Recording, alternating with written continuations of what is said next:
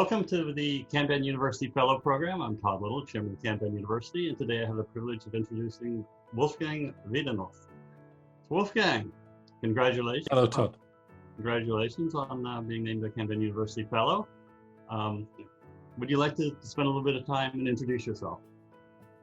Yeah, thank you very much first for having me and making me a Kanban University Fellow. I feel very honored. A little bit about myself. Yeah, my name is, like Todd said, Wolfgang Wiedenroth. I'm from Germany, Hanover. I am working for it-agile. it-agile is based in Hamburg. We are currently around 43 people, or consultants, and I spent my time mostly with Kanban. Let's say like 99.9% of my time is spent on Kanban, and I do this now for a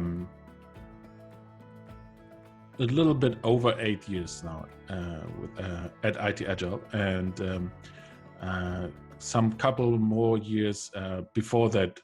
I was introduced to Kanban, and yes, so my life and my work is based around Kanban. So. That's great. That's great. So since your life is based around Kanban, can you tell us a bit how you got introduced to Kanban originally?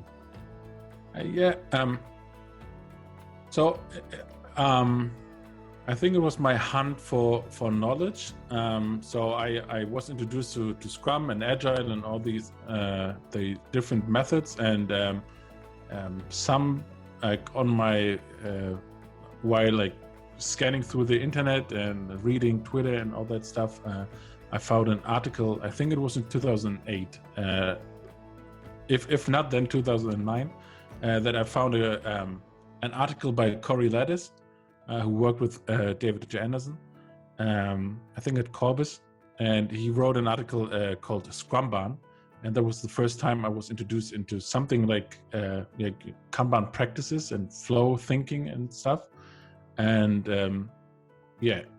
I was hooked, and I was looking more for this Kanban stuff and limiting work in progress and stuff, and so I tried it myself, and yes, that. And when I read this, that was how I was introduced to Kanban.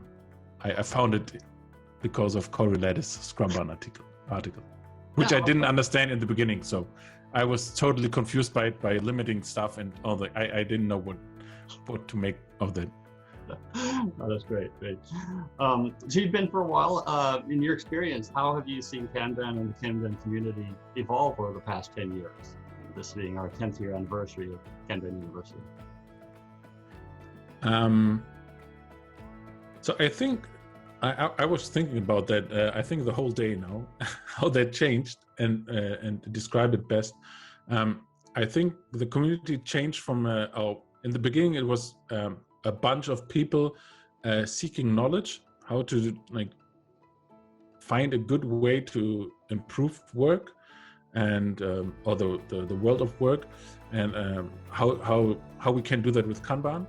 So I think in the beginning was a lot of knowledge seekers and searching for answers, and I think today it's more people spreading the word. So I think we have a good understanding of how things work, and it's less searching, more talking, more helping people, and we help people in the beginning too, right? That don't get me wrong there, but I think it was so the community itself was really looking for answers, and now today we are sharing our knowledge.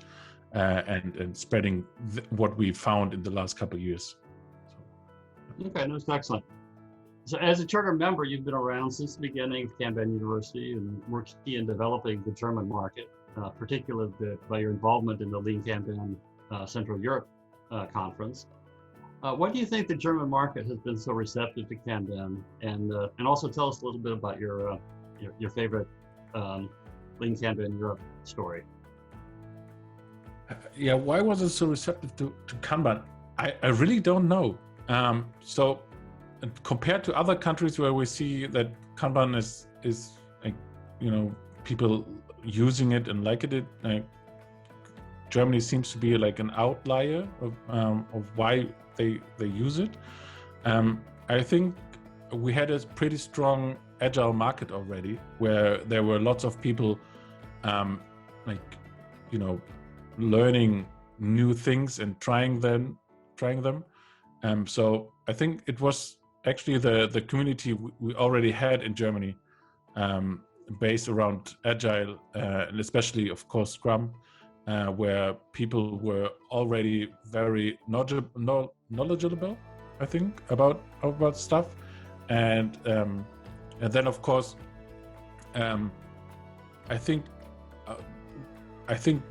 and it was before my time. I think it-agile was just doing a great job around spreading the word about Kanban, and especially Arne Rook, who wrote lots of articles, made videos and all these things, and we're talking on conferences, and of course, yes, organizing the LKCE, right, where I started to join the organization in 2013, where it already happened twice.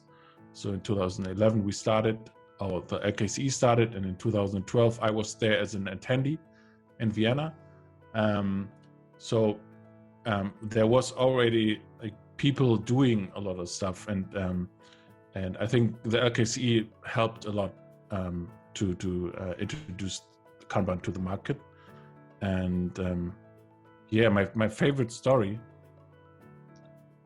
I think it has a little bit something to do with myself. I think my favorite story is that so while I was reading about Kanban and all these things, I found Carl Scotland, who wrote a lot of articles about Kanban thinking, and I really liked his way of thinking and the stuff he wrote. And in Vienna, I had the chance to be his host and introduce him on stage. So I was very, I felt very lucky to do that. And a couple of years later, when I had my first talk on myself, I think it was in 2013 or 2014. I think it was, 13 or 14. I had the honor that he introduced me on stage, and I thought that was really cool to be, I from that point on, I thought I was in, so that was pretty cool. And of course, all the people I met there, there were so many people. I think even like the best thing about the LKCE for me was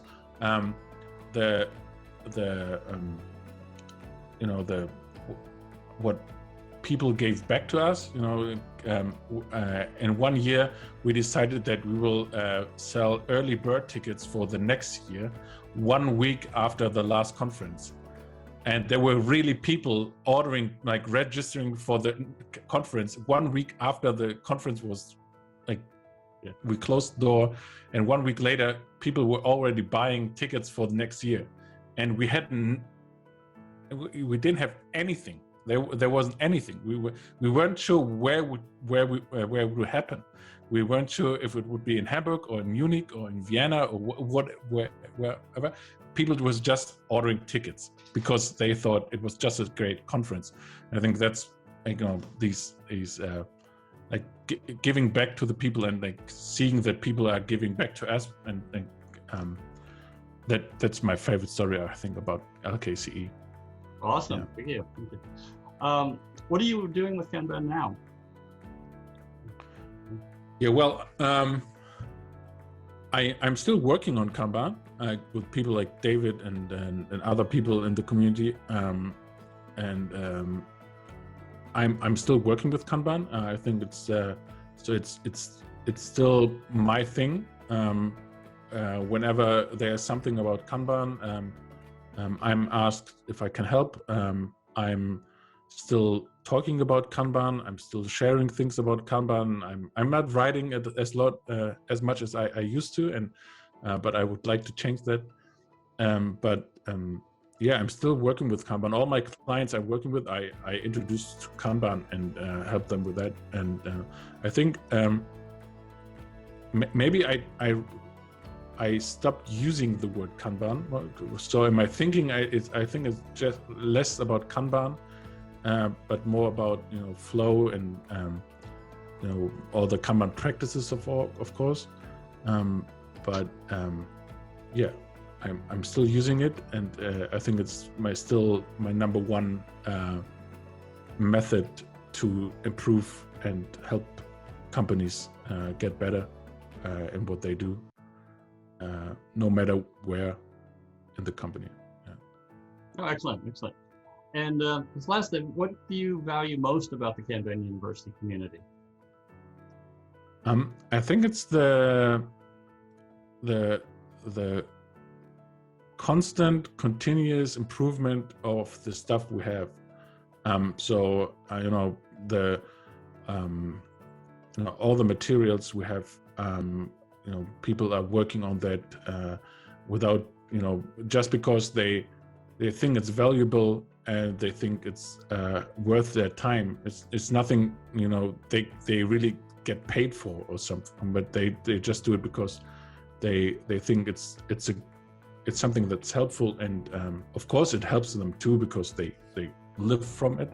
But I think it's the constant exchange of ideas and improving the stuff we already have, that it doesn't stop. It's not like something so we are done or something. It's always where are we now and where should we go next. That I think that's the best thing about the community. Excellent. Well, thank you very much, and congratulations again on being named the Kanban University Fellow. I appreciate it. Thank you, Todd. Yeah, thank you very much. I was very surprised by that nomination and becoming a fellow. Yeah, thank you very much.